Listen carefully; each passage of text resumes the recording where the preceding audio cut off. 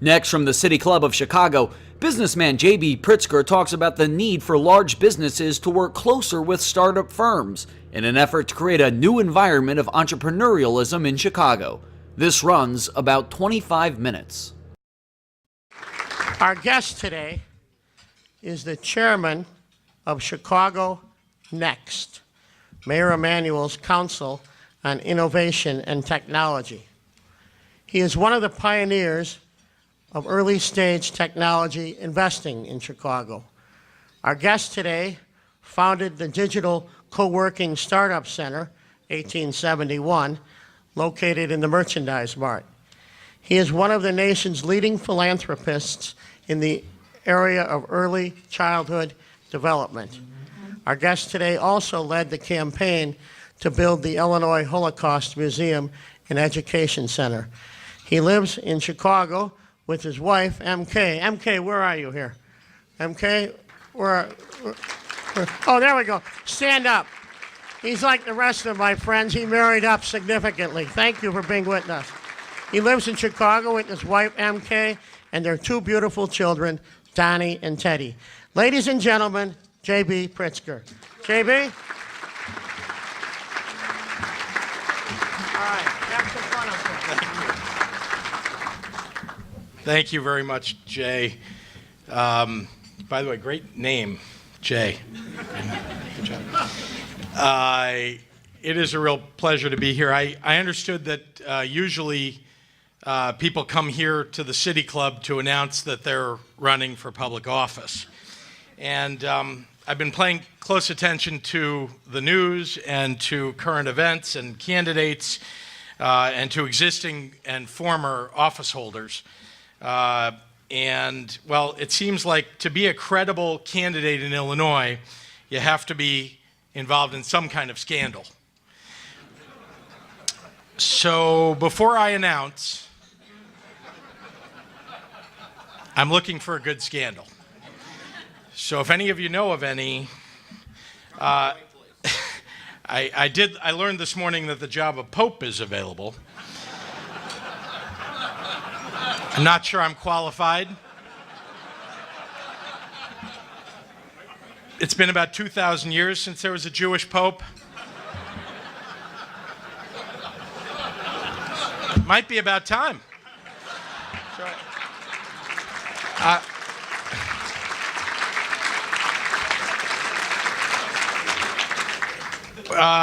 So instead, I was invited to speak to you today about Chicago Next. Chicago Next, for those of you who haven't paid attention, is the Mayor's Council on Innovation and Entrepreneurship. And so I want to start out talking about technology. And when we talk about it, I want to be clear and make sure our terminology is correct. It's not all the same. All technology is not the same. And Chicago Next recognizes that fact. I'm no expert at clean tech like Michael Polsky, who's at Invenergy and here today, and Sonny Garg from Exelon, who I understand is here today. And they run our clean tech subcommittee at Chicago Next. Nor do I really know much about biotechnology, bioscience. And so thank goodness we have a terrific head of our bioscience subcommittee, Jeff Aronin. Having built New World Ventures, which is focused on early stage technology investing and particularly in digital companies, it's maybe appropriate for me to describe what my experience with technology has been, and then we move on from there. It has certainly informed my views, and it's appropriate maybe to give you some historical context about the digital technology scene here in Chicago to see how far we've come and how exciting the opportunity is broadly in technology for Chicago. When I started in venture capital in 1995, the technology community here was really tiny. There were very few venture capitalists, almost no angel investors. There were some entrepreneurs. I can only think of one at the moment, Howard Tullman, that really has persevered. Not very many talented engineers and developers in town, and overall, frankly, very little in the way of a startup ecosystem. There was a very real divide that existed between the substantial business community of Chicago and the startup tech community. They were sort of commonly referred to by the big guys as, you know, those little entrepreneurs in the corner over there who are playing around with something like the internets. As a result, entrepreneurs who wanted to build their businesses, who were from Chicago, who had developed something here, would often move to the coasts to find talent, to find money. Just think of companies like Netscape. Just think of YouTube and PayPal, to name just a few. Since those early days, we've been trying to build community here. So many people involved. I mentioned Howard Tullman. So many people in this room, too, have been involved in building, inch by inch, the landscape of the ecosystem here. We began a while ago building the Illinois Venture Capital Association, which is an association of professionals in the venture capital world, and really designed to support the idea in Illinois that investing in companies by independent financial entities is good. That's something that seemed somewhat foreign in Springfield. It has become really the leading regional advocate for investing in startups as well as in later stage companies. We also created, of course, the Chicagoland Entrepreneurial Center to help new business startups find mentors and to find customers. It was an outgrowth of the Chicagoland Chamber. So it seemed like the perfect marriage, startups and big companies. And the Chicagoland Entrepreneurial Center, though separate from the Chamber today, has become really the leading advocate for entrepreneurs in Chicago. 6 years ago, with the Illinois Department of Commerce and with Jack Lavin, who's sitting here, we created the Illinois Innovation Accelerator Fund, the I2A Fund. It was really the first sustainable seed fund supporting capital needs of startup entrepreneurs. There was nothing like it. There was nothing that existed that you could, literally pick up the phone, call, and have an idea whether you had a shot at getting seed early angel money. And because of the state and because of a bunch of investors who had the civic good of the city in mind, the I2A fund got created. Angel and seed funding, of course, now has cropped up all over the place. And so we now have angel investment groups out of universities, Hyde Park Angels, Wildcat Angels, Irish Angels, the Harvard Business School Angels. And then there are others like Cornerstone Angels and Heartland Angels. And then a bunch of CEOs, successful technology CEOs in the city who had created their own wealth, got together and created the Firestarter Fund, which is a group of them who fund smaller startups and frankly act as mentors for those companies. Hyde Park Venture Partners, which was an outgrowth of Hyde Park Angels. Even institutional venture capital firms like New World Ventures and OCA and Lightbank, which all of us traditionally invested in early stage, which is the next stage, really institutional stage investing, decided that we're all going to reach down and invest in the true startups, the companies that a strong wind could blow away. But very, very important because that's the beginning of the life cycle and the seeds, literally, that create opportunity. And now we come to the most important ingredient of a great ecosystem, and that's serial entrepreneurs. Now, many of you might not have thought that is the ingredient that really makes it go, but it is. Many of the founders of the early technology companies here have gone on to build other companies, and successful ones. And the cadre of second and third time entrepreneurs, and you've heard their names sometimes, Matt Moog and Eric Lefkofsky and Eric Lunt at BrightTag, can easily attract talent and capital for their new companies, and they also mentor and fund first-time business builders. Serial entrepreneurs generally become the leaders of a burgeoning ecosystem. They are the critical ingredient. And they come out of the companies that you've all heard of now, but which 10 or 15 years ago you might not have known. Options Express, FeedBurner, Groupon, Tickets Now, SPSS, CDW, Orbitz, Archipelago, Career Builder, and Redbox, just to name a few. Last year, here in Chicago, we opened 1871. It's a 50,000 square foot co-working space, and it's a center for digital startups located right here at the Merchandise Mart. 1871 also, importantly, houses offices for 4 universities and 2 business accelerators, and there are 8 investment groups that have offices in there and a presence.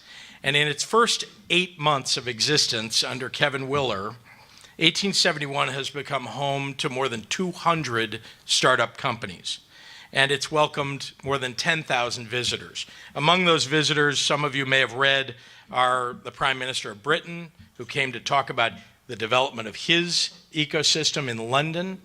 Of course, the CEO of Twitter, the founder of Sun Microsystems was just there, and shortly, very shortly, Steve Ballmer will be coming to 1871 to talk to our entrepreneurs. 1871 is also the permanent office of some very highly regarded founders of OpenTable and SurePayroll and the CEO of Match.com. They live there, they work there, they work with the entrepreneurs that are in there, and they're training them how to build their companies. So the essential pieces of the digital startup ecosystem are already here. They've been built. Some people think it's been overnight, but it hasn't. It's taken 15 years. But someone once described it as the 15-year overnight success. We are getting there for sure. Mentors, customers, capital, investor advocates, serial entrepreneurs, and a place to build digital startups. The effect of it is very clear. Nearly 200 startups launched in Chicago in 2012 alone. Now, that's kind of an amazing number. Out of that, 59 companies each raised $1 million or more from angel investors and venture capitalists. 26 companies were acquired, and 1 went public, realizing nearly $1 billion in total value. That happened in 2012. So let's stop and think about that for a second, just so we keep those totals in perspective. In 2007, there were only 18 new companies created. 200 this year. And only 21 startups received funding, totaling only $117 million 5 years ago. $1 billion today. So in just 5 years, we've seen the number of companies created increase by 10-fold, just 5 years. And the amount of capital funding into new digital companies has tripled. For the first time, Silicon Valley VCs are paying attention to Chicago. In 2012 alone, more than 50 venture capital firms from outside of Chicago invested in local digital companies.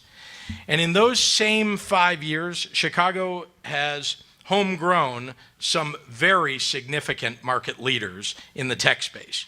More than just Groupon, which is certainly on everybody's minds, but there's Grubhub, which is said to be going public later this year. Moose Sigma, Braintree, CleverSafe, Sitter City, GoHealth, Centro, and you get the idea. All of them have raised rounds of capital in excess of $25 million and are collectively employing thousands of Chicagoans, including recent graduates from our universities.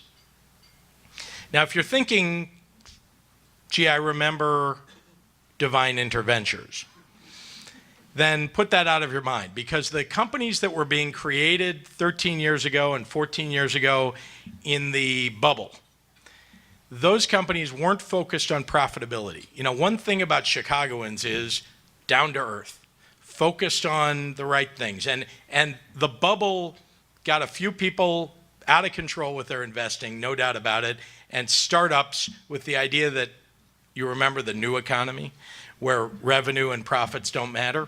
But you know, today in Chicago, revenue and profits really matter. And those companies whose names I just read off to you, they're focused on that.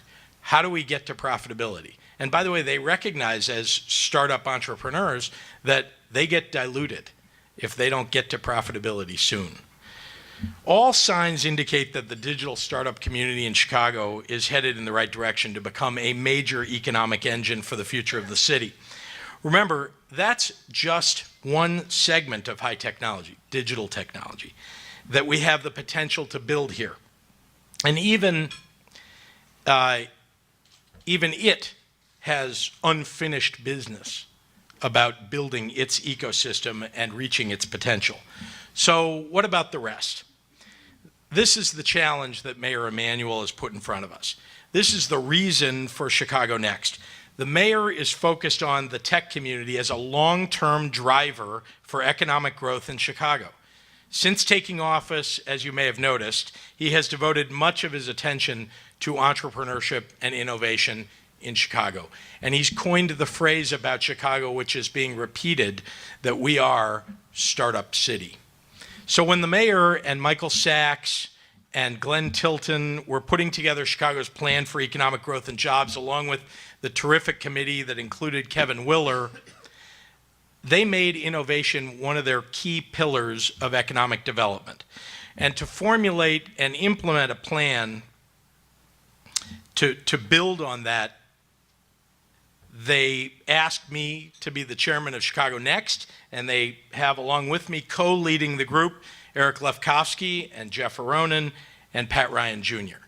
And in addition, as I mentioned, the leaders of those sectors that Chicago Next is focused on. So digital technology, clean tech, bioscience. Each of these focus industries are noticeably at different stages in their development. In the clean tech space, the Chicago area, believe it or not, has over 750 clean tech businesses, with more than 250 of those located in Chicago. Companies like Invenergy, Socor, and Great Point Energy, all forging successful paths in the world of renewables, biofuels, and other advanced energy. The Department of Energy, some of you may have read, announced a $120 million award to Argonne. This is key, to create a Manhattan-style project for energy storage research, which will make Chicago the world leader in advanced battery research and development. Very important for the future of Chicago. If you want to know what's going on in Chicago in the clean tech startup space, visit the Clean Energy Trust, led by Amy Francetic, which has emerged in the last few years as the dynamic center of this nascent effort. There's much more groundwork to lay, and the industry itself faces notable challenges across legislative and policy boundaries that are really not solved overnight. Chicago Next will focus on the increasing opportunities for new company formation and the expansion of established clean tech businesses. In bioscience, the playing field, very different. Chicago has the third largest healthcare economy in the country and more than 500,000 employees in it. We have world-leading pharmaceutical, medical device, and diagnostic companies like Abbott and AbbVie and Baxter and Takeda. We have world-class teaching hospitals and research universities, some of them whose presidents are represented here today. So important is Chicago in bioscience that for the third time in 10 years, we're going to be host to the world's largest and most important bioscience convention called Bio 2013, coming up. But despite the economic strength of the healthcare industry here, there's almost no early stage company formation and growth. It's strange. Almost none of the startup ecosystem that I described in the digital space exists in bioscience in Chicago. We have greatness at both ends of the spectrum in bioscience research and big companies, but we don't have the institutional mechanisms and funding in place to systematically translate cutting-edge research that we know is going on at the universities and at the laboratories into high-growth companies and leverage the vast healthcare talent and industry that we have here already. Fortunately, we have Jeff Aronin leading the bioscience subcommittee. He built a very successful pharma company himself called Ovation and is at it again building Paragon Pharmaceutical. And he's committed to helping to build this ecosystem here in Chicago. Chicago Next will be right there with them. One major theme that Chicago Next aims to address, a theme that is pervasive across the arc of all three of our areas of focus, is the relentless drive to attract and retain talent. Last fall, the mayor and about 50 leaders in Chicago headed down to U of I's College of Computer Science in Urbana in an ongoing effort with Chicago Next to bring visibility to the really great opportunities in Chicago and to help stop the exodus of one of our greatest troves of engineering talent to the coasts at University of Illinois. And now there's a significant effort being put together to build UI Labs, which will be a center of excellence gathering the University of Illinois and all of our universities in some fashion to garner the best technologists in the world for Chicago. After the Obama presidential campaign brought to Chicago almost 100 software developers and engineers, 1871, led by Kevin, became the home to those technologists, and they're really terrific. They moved in there, and some of the great tech talents of today are successfully now working at 1871, thinking about what their next opportunity is, what business they want to build, and they're doing it here in Chicago. They came from elsewhere, and they're doing it here. And Chicago Next intends to continue promoting the attraction and retention message across the Big Ten to all the centers of engineering and business excellence on both coasts. Make no mistake, all of these industries are in a war for talent, and Chicago must continue to bring its A game in order to compete.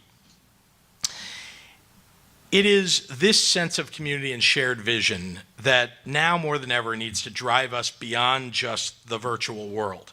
We need to continue to play to our strengths as a city. We have one of the most powerful and diversified business and industrial sectors in the country, if not in the world. And all of our great companies are filled to the brim with mentors and advisors, customers, and capital. Square in the middle between the entrepreneurs and the Fortune 500 businesses all around us lays the secret ingredient that gives Chicago its potential edge. It's the bridging of the relationship between the startups and our established businesses that will be the catalyst for turning us into one of the great hubs of innovation and entrepreneurship. And this is what I want to call on you today for. This is frankly what Mayor Emanuel calls on us collectively for. Seek out opportunities to work with startups. Look for innovative ideas to share with your respective worlds, whether they're in finance or healthcare, transportation, government, or beyond. Not because it's something you feel like you're supposed to do or some charitable endeavor, but because it's something that will help your business grow and succeed. By definition, startups are not constrained by the limits of established company culture. And so they push boundaries and develop new technologies and ways of doing things. You should think of them as your R&D. They're very inexpensive R&D that's freed from the shackles of your corporate bureaucracy. These new companies are looking for customers to help them build their products, and most of the companies are looking for ways to innovate and differentiate their businesses. So go visit 1871 and meet the entrepreneurs. Become an online community member at builtinchicago.org.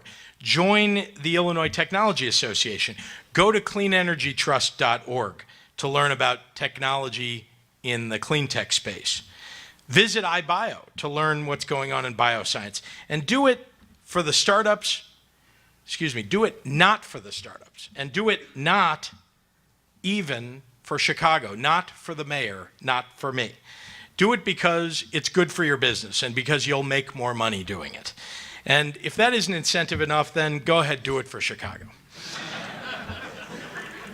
And by the way, it's a lot of fun working with passionate founders of businesses. I mean, a lot of fun, and I hope you'll give it a try. Thanks for having me here today.